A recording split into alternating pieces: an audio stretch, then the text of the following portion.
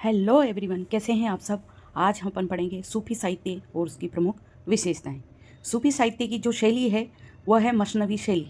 इसमें सूफी साहित्य में मसनवी शैली का उपयोग किया गया है। सूफी काव्यों की शुरुआत इसी शैली से होती है और इसका क्रम इस प्रकार है कि सर्वप्रथम खुदा की इबादत होती है, तत्पश्चात पैगंबर मोहम्मद साहब की महिमा का गान होता है, तत्कालीन शाह वक्त यानी जो शासक होता है या जो सम्राट होता है उसकी प्रशंसा होती है, माया के गोरखधंधे को गुरु की कृपा से दूर करने की योजना बनाई जाती है और अलौकिक प्रेम की व्यंजना।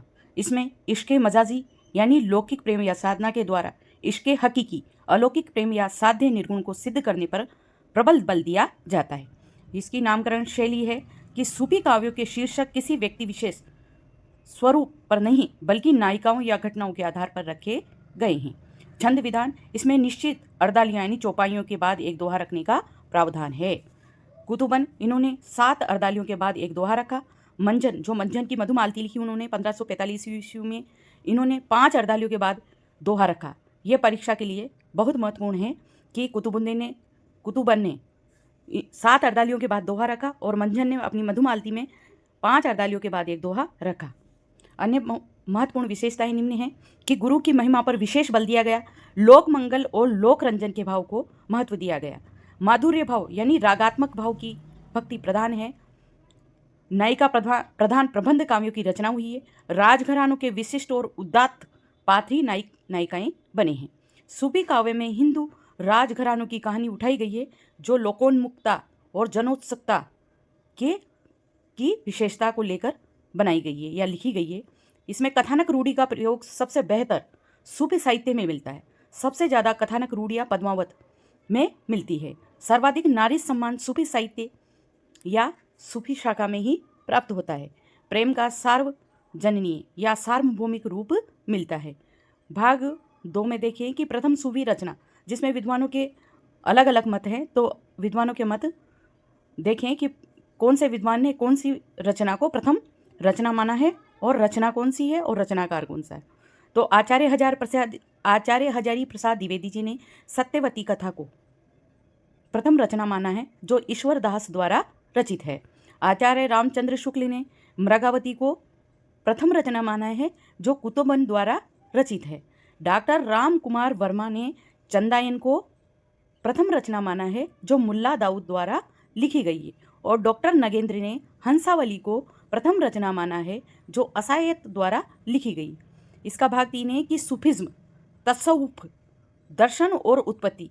तो इनका दर्शन और इनकी उत्पत्ति कब हुई? तो इसका उद्भव 7वीं सदी में मध्य एशिया के ईरान में सूफिज्म का अस्तित्व सामने आया। तात्कालिक कारण है कि शिया और सुन्नी के मध्य आपसी मतभेदों को समाप्त करना। सूफियों की 2 श्रेणियां हैं जिसमें बेशरा, जो शरीयत यानी इस्लामी कानून को नहीं मानते हैं, इन्हें मज्जूब भी कहा जाता है, और यह एक है बाशरा जो शरीयत को मानते थे। भारतीय सूफियों का संबंध बेसरा से ही रहा है जो शरीयत को यानी इस्लामी कानून को नहीं मानते हैं। सूफी शब्द की उत्पत्ति के विभिन्न मत हैं कि सूफ ऊन सफ से सूफी शब्द बना। सूफ का मतलब ऊन, और ये सर्वाधिक या सर्वमान्य मत है, और यह सर्वमान्य प्रथम मत है कि सूफ का मतलब ऊन होता है और सफ से सूफी शब्द बना है।